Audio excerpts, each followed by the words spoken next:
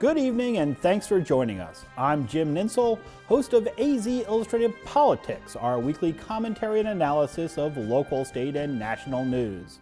On tonight's show, the U.S. House of Representatives strikes a budget deal. We'll look at what it means for gridlock. Plus, the Arizona legislature will be getting back to work next month. What can we expect up at the Capitol? And a longtime state lawmaker steps down just as Gabby Gifford's trauma doc announces he wants to run for the legislature. Will there be a doctor in the House? All this and much more coming up on AZ Illustrated Politics. But first, a look at today's top stories. The Defense Reauthorization Act, the bill funding the military for the next fiscal year, prohibits the Air Force from retiring, planning to retire, or placing in storage any A-10 aircraft not slated for retirement as of April 2013. The Air Force is interested in retiring the 300 or so A-10s that are still in the air. The aircraft is the main plane flown out of Tucson's Davis-Monthan Air Force Base. A-10 pilots are trained at Davis-Monthan Air Force Base in Tucson, Arizona, to fly a plane that is unsurpassed in its ability to provide support for our troops on the ground.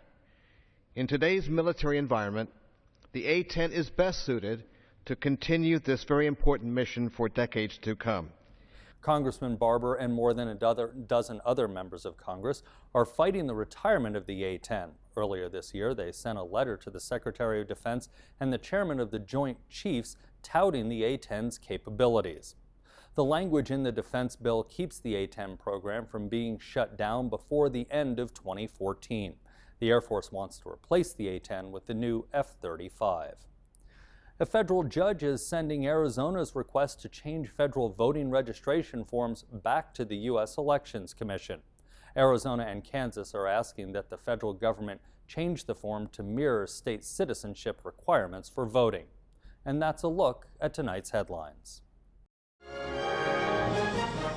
I'm Gwen Eiffel on the next news hour. A senator's call to curb government spying, plus Shields and Gerson on the week's news. That's Friday on the PBS NewsHour.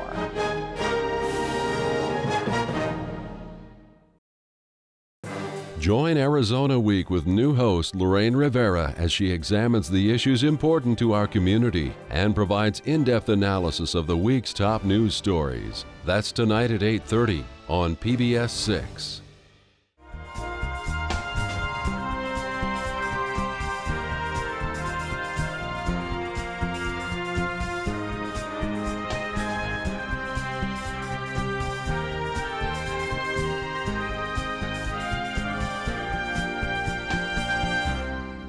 This week, Republican Congressman Paul Ryan and Democratic Senator Patty Murray announced they'd made a budget deal, and yesterday the proposal got through the House of Representatives. Among Southern Arizona lawmakers, both Ron Barber and Ann Kirkpatrick voted for it, while Congressman Raul Grijalva was opposed to it. Here to talk about the budget deal and a whole lot more is State Rep Bruce Wheeler of Central Tucson, former state lawmaker Jonathan Paton, and Attorney Jeff Rogers, the former chairman of the Pima County Democratic Party. Thank you guys all for joining us. Jeff, supporters are saying this budget is a hopeful sign that Washington can actually work. Detractors are saying it's such a small deal that it shows that Washington can't tackle the big issues.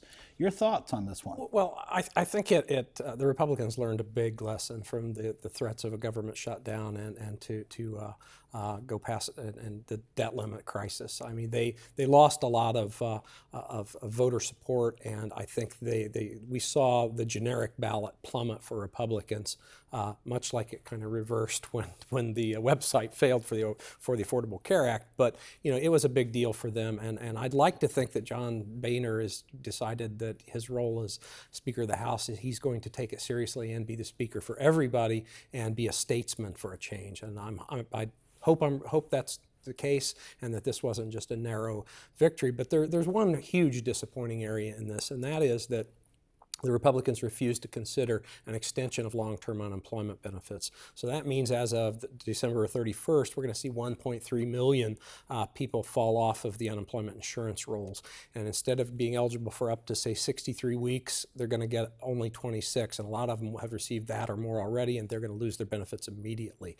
And, unemployment insurance is not a welfare program. It's a program that you have to qualify for by showing an attachment to the labor force over the last couple of years before you're unemployed that shows you've worked a certain amount and made a certain amount of money. And so these are working people who are just going to be left with nothing. And I'm hopeful that the Republicans will reconsider and come back January 1st or right after the first of the year and say to themselves, look, we've got to take care of these people because they're hardworking people, and we've never had long-term unemployed of this duration. And Jonathan, let me ask you, this is a good budget deal, or is it just kicking the can down the road? I think that it's a sort of a short-term fix. I think the one thing I will say that I do agree with Jeff is that I think Republicans made the decision that they're much better off talking about Obamacare leading into this next election cycle than they are talking about laying off park rangers or something like that for the next several weeks. So I think but it is a short-term fix. As we've discussed before the show even started,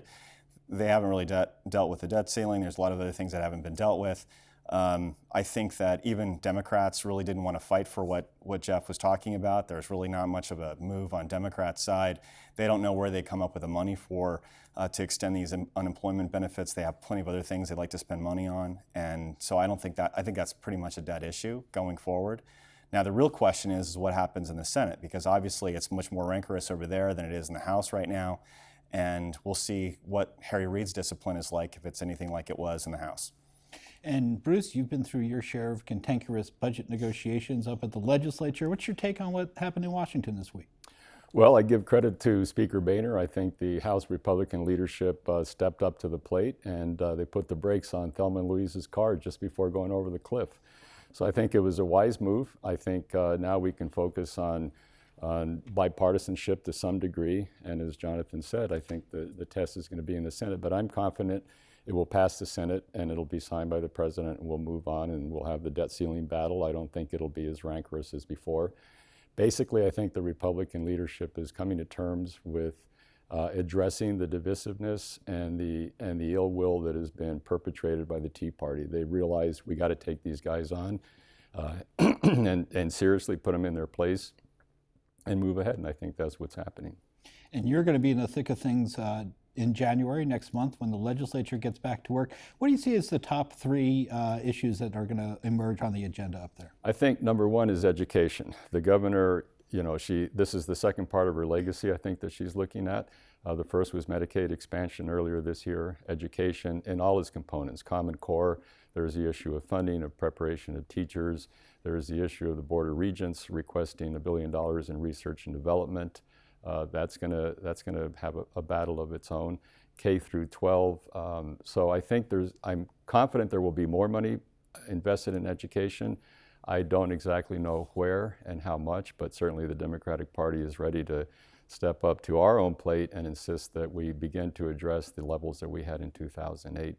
And then transportation. We've heard a lot of talk about transportation taxes, how are we going to fund infrastructure. I think primary there is a bipartisan effort to finally have HURF, highway user revenue funds, go where it's supposed to go, to cities and counties and highway maintenance and construction. So that's going to be a major issue. And finally, because of CPS, the whole issue of mismanagement of different departments, Department of Corrections, DES, the Forestry Service, the Arizona State Hospital is under threat of losing its certification. We'd lose about $6 million at least just for that hospital. So there's that whole complex issues of how is the governor managing the different departments, and I think she deserves a failing grade on that. Jonathan, what do you see? Top issues coming out of the legislature? Well, obviously the CPS issue is going to be first and foremost is something that's near and dear to my heart. I worked a lot on these issues when I was in the legislature.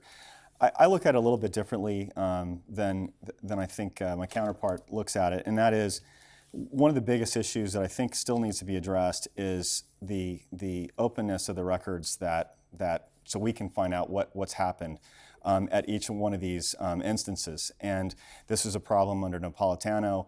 The attorneys that have advised the agencies on this, they're pretty much have been there for the last 25 years in the Arizona Attorney General's office. They need to be giving the agencies different information, because not giving policymakers the ability to look in and find out what's going on, I think that's ultimately going to be a big problem. I think that you're going to see other issues about what to do with surpluses is going to come up, whether that would be put into more programs, more spending on the one side, going back to the taxpayers on the other. Those are going to be that's going to be a big debate. I think that a lot of the reality, though, is I think most people going into an election year are going to want to get in and get out as soon as they possibly can, and I don't think you're going to see people really angling to hang around. And I don't think there's going to be the kind of divisive issues that we saw in the last session that polarizes the legislature the way it did. And Jeff, we had some news in the recent weeks. Dr. Randy Fries, who was one of the trauma docs who was on the ground on January 8th when we had the shooting at Gabrielle Gifford's Congress on Your Corner event, has said he wants to run for the Arizona legislature in District 9, which is an interesting district. It's in central Tucson in the Catalina foothills in the Casas Adobes area. It's one of these districts that's actually competitive in Arizona. It's well split between Republicans and Democrats, right now represented by Republican Ethan Orr and Democrat Victoria Steele. And now Randy Fries wants to get into this race. What's bringing Randy Fries into politics? Well, I think I've met with him several times. I like him a lot. He's very smart on policy issues. I think that the January 8th scenario, if viewers don't know, he was one of the initial trauma team surgeons that stabilized Congresswoman Giffords. And he's gotten to know Mark Kelly and Congresswoman Giffords quite well since then. And he's always been a bit of a policy wonk and somebody who really understands that the actions of our state legislators and our congressmen have a great deal of effect on how we live our lives. And I think he's somebody who just has watched this all unfold and realized, I want to be part of the policy making here. If you work as an emergency room trauma doctor like that, trauma surgeon, you see sometimes coming through the doors of the hospital, some of the effects of the policies that are passed by our state legislature. And I think he's the kind of guy who really, really does want to make a difference and feels like he can step outside that and continue to work part-time as a surgeon, but then continue to be a legislator during the months that the legislature meets. And I'm very impressed by him. Jonathan, does Ethan Orr have a tough race on his hands? I think Victoria Steele has a tough race on her hands, to be honest with you. I mean, I think if you have somebody that has this kind of resume going into it, I think that Ethan is probably going to get the lion's share of Republican and many of the independent votes going in, and quite a few Democrats are going to be voting for him. I think the question is going to be, is Victoria Steele, is she going to be able to advance to the legislature again if she gets squeezed out? People forget it's the top two vote getters that win these races. They're not individual seats, and that's sort of creates a different mathematical dynamic that people might not be realizing going into this election. And I think one thing you're forgetting here is that the Republicans have to have enough discipline to put only one candidate up. That was the key to his victory. And if they have enough discipline to do that, it's going to be a tough race for both of our candidates. And, one of them might. But if they run two candidates, I can guarantee you will win both seats. That was their key last time. And I'm just not sure. Are there going to be some disgruntled people about his Medicaid expansion vote that want to put up people to run against him, so they end up with two candidates on the ballot? I mean, it's kind of in the weeds there, but that's probably the major thing. Jeff brings up an interesting point with Ethan Orr. You mentioned he's appealing to Democrats in some ways because he did cross party lines and to some respect to vote for this Medicaid expansion and support the governor on that particular issue. Does he have a primary problem?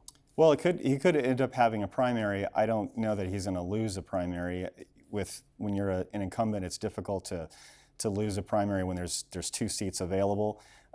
If he ends up going in with two people, it obviously makes things more difficult, but that doesn't mean he can't win. And it still happened in other races that were dominated by one party or the other, that they're still able to go in even with two people on the ballot from one party. And Bruce, you've worked with Ethan on the Medicaid expansion and other issues up at the legislature. How do you see this race playing out? Well, the truth is that other than Medicaid, his voting record is not that good, not that impressive.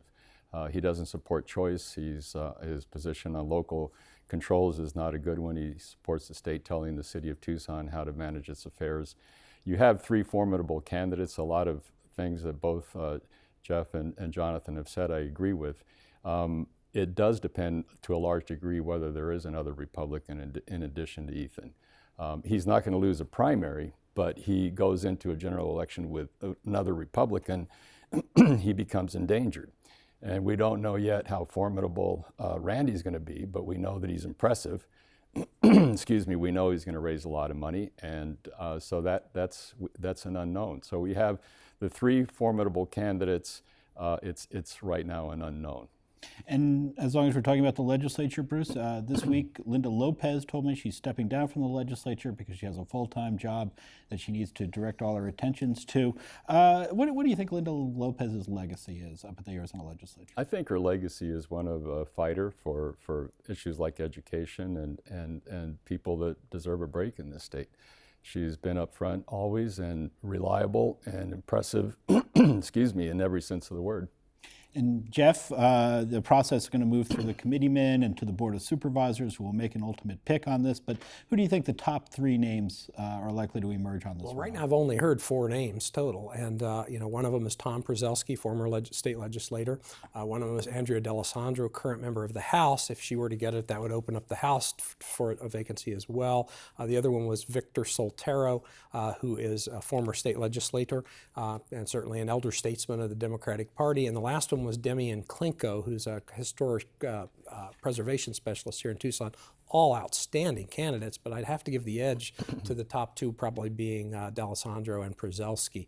But a lot of it's it's going to happen one of 2 ways. If she announces it before the legislature starts, which it doesn't sound like she is, there will be 21 days to make the selection. But if she announces it during the session, which it kind of sounds like her statements today are, that she has to wait till the session starts to get her 10th year of service in for retirement, this process is 5 days. And so it's a pretty rapid process. Tomorrow is the first anniversary of the shootings at Newtown, which kicked off the debate over gun regulation after the horrific shooting at Sandy Hook. That had a lot of resonance, I think, for us in Tucson. We had our own mass shooting in 2011. We saw Gabby Giffords and Mark Kelly really step up this year with their group, Americans for Responsible Solutions, a big push for background checks. But it seemed to fizzle out about halfway through the year. And Jeff, why do you think this push at the federal level fizzled out? I think it's shameful political cowardice of everybody involved, Democrats and Republicans. The fact is that the primary tenets of this kind of reform, for instance, universal background checks, we need to tweak it a little bit. Maybe when you give your son a gun, you don't have to go through a background check. But universal background checks, some polls show it as high as 90%. There was one poll of NRA members that showed over 75% of NRA members support that. So that's the easy pickings that everyone was too cowardly to take it on. And so what we're seeing instead is we're seeing some action at the state level, and Colorado, Maryland passed some more progressive legislation, and then some of the people who supported it got punished in Colorado. So there's still this fear, and I think it's somewhat unjustified, of the gun lobby that they're going to retaliate against you, and instead politicians are just not looking at the bottom line and seeing that a few of these things have just overwhelming support by the public. And I have to say, it's just cowardice on the part of some of these politicians that they won't step up to bat and do, 1, what is right, 2, what is overwhelmingly supported by the public. Jonathan, your thoughts on why this didn't go further? Well, first of all, I think that if you say the phrase universal background checks, it sounds great. But I think the reality is when you get into the weeds of what the issue actually is, you're essentially saying you're going to get rid of private sales of guns, which I think most people, when they hear that, they say, wait a minute, I don't want that. I want the universal background checks. Okay, do you want to give the ability of your next door neighbor to find out everything about you and violate your privacy by finding out everything about you? No, I don't want that. And I don't want not to have the ability to buy or sell a gun privately with my neighbor or somebody else. And so when you actually get down to the weeds of the details, a lot of people, including a lot of Democrats that are up for election in red states, people like Pryor and Begich and Mary Landrieu and others, made the decision that that's not the direction that they wanted the country to go in. And people talk a lot about the NRA, but the fact of the matter is that they have the political prowess because they have the membership and they have the Americans that belong to that organization and that speak their mind, and they're out there and they're very passionate about it. And Bruce, at the Arizona legislature, there's, I think, very little chance you'll see gun restrictions pass through and get signed by the governor. Zero chance. We're trying to keep guns off campuses and across from elementary schools. And so it's an uphill, it's not going to happen. I agree with Jeff that background checks, that's something that makes sense. I think we ought to do it. Wayne LaPierre himself of the NRA several years ago said that he strongly believed in background checks. Now all of a sudden their culture has changed. So this is a cultural war we're not going to wade into. We're going to focus on education. We're going to fix up the problems at CPS and DES and Department of Corrections and the whole issue of private prisons. That's going to be our focus. And what about a gas tax? Pima County Administrator Chuck Huckleberry wants to see a gas tax on the ballot for Arizona voters. He says our roads are not sustainable with our current funding system. The gas tax has not been increased since it was first created, I think, in Arizona almost 20 years ago. People are driving less. Cars are getting better mileage. The cost of construction keeps going on. Jeff, what do you think of this gas tax idea? I think it's a great idea. Here's the problem with the gas tax, is that it hasn't kept up with, as you mentioned, the cost of construction and everything, and we're using fewer and fewer gallons of gasoline. And so the average consumer, you buy a Prius or you buy a Honda or an efficient car like that, even though you're spending a lot more money out of your pocket on gasoline, you're not spending a lot more money on the per gallon cost of the gas tax. And so the gas tax, both at the federal level and at the state level, has not kept pace with either inflation or the cost of construction of our highways. So I think we definitely need to increase it in both instances, and then we need to tie it to inflation so that it continues to keep pace. Because what's going to happen, and what is happening both in Arizona and elsewhere, is you're seeing the general funds start to support roads where roads are desperately in need of repair, and that we can't live in that kind of world. The people who drive on the road should support the roads. Whether it's the truckers or the mom and dad taking the kids to school, everybody should support the roads if they're driving on them. So I think it's a wonderful idea. In this state, I think it's going to be tough. Jonathan, does this have a prayer at the legislature? Well, it doesn't have a prayer at the legislature. I think that where it's going to go is going to go to the ballot through signatures, and it's sort of going to join a long laundry list of attempts to make this happen, starting with the time initiative that failed to achieve ballot status because of some hijinks that were going on with that. This last effort that went along that had basically every single thing that left could come up with to cobble together to come up with a tax to pay for. That was the 1 cent effort that failed last year. The 1 cent effort that failed, that they basically had teachers as the front group to sell essentially the heavy highway folks a tax to fund them. And I think all of these things are pretty much, when they go before the voters, they've said no. And that's what the voters have said. They don't want to spend, they don't want to have higher taxes to pay for something that they think that government should find the money for using the resources that they have. Bruce, the likelihood that the legislature would put this on the ballot is probably low. Zero. I think, first of all, I laud and support Chuck Huckleberry and the mayor's efforts to identify the situation that the county, Pima County and the city of Tucson are in no small measure as a consequence of the state legislature raiding the highway user revenue funds.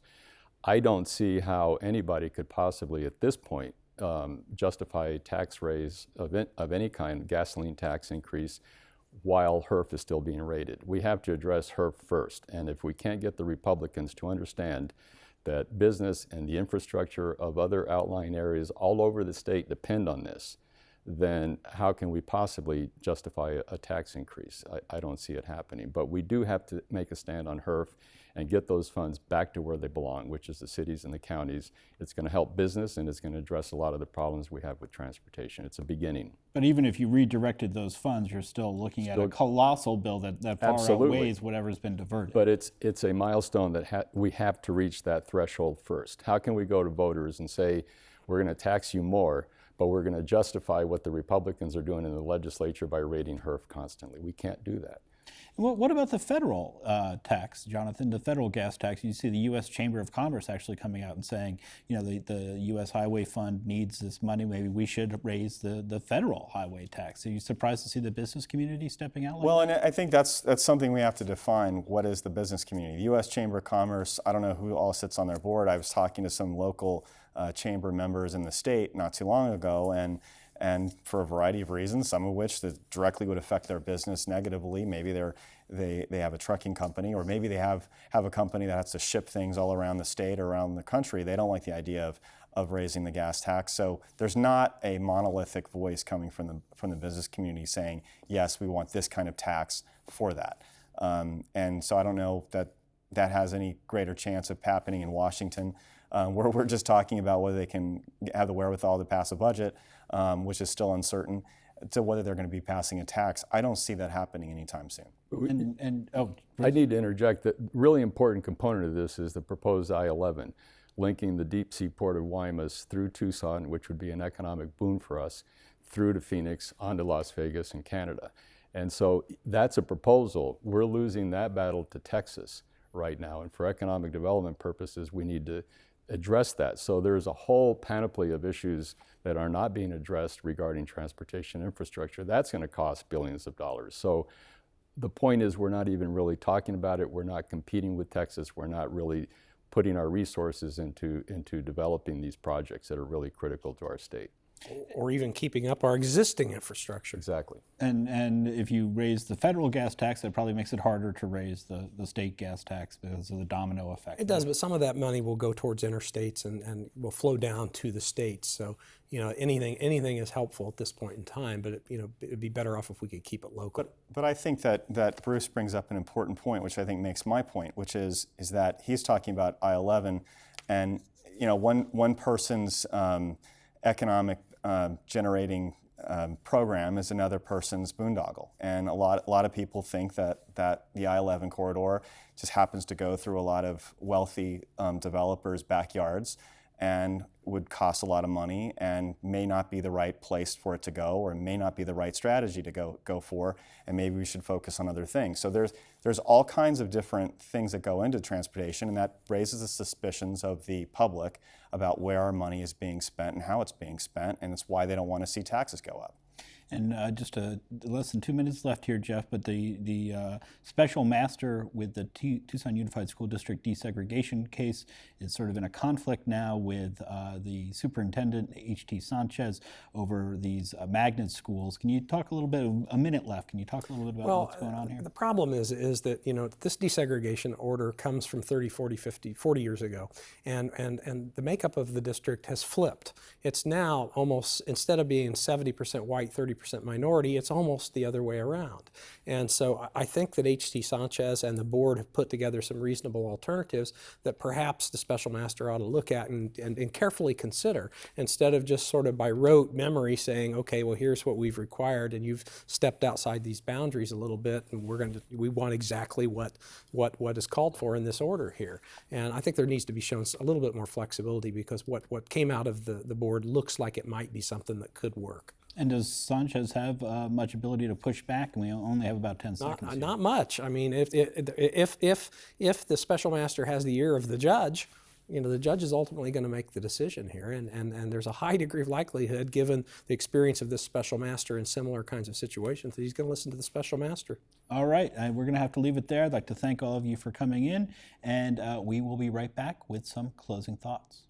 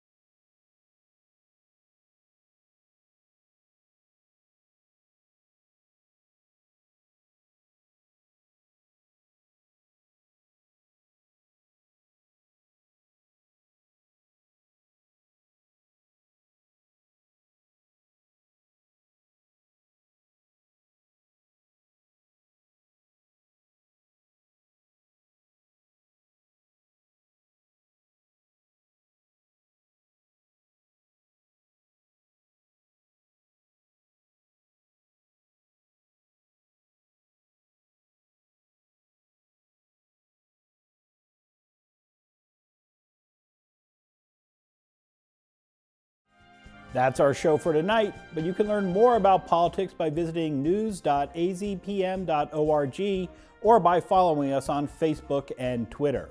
Stay tuned next for the News Hour, and then at 8:30, Arizona Week takes a look at the controversy over the Common Core teaching standards.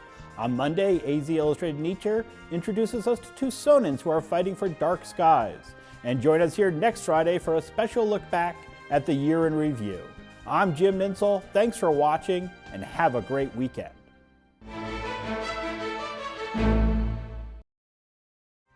That's our show for today, but you can learn more about politics by visiting news.azpm.org or by following us on Facebook and Twitter. I'm Jim Nintzel. Thanks for watching another edition of AZ Illustrated Politics.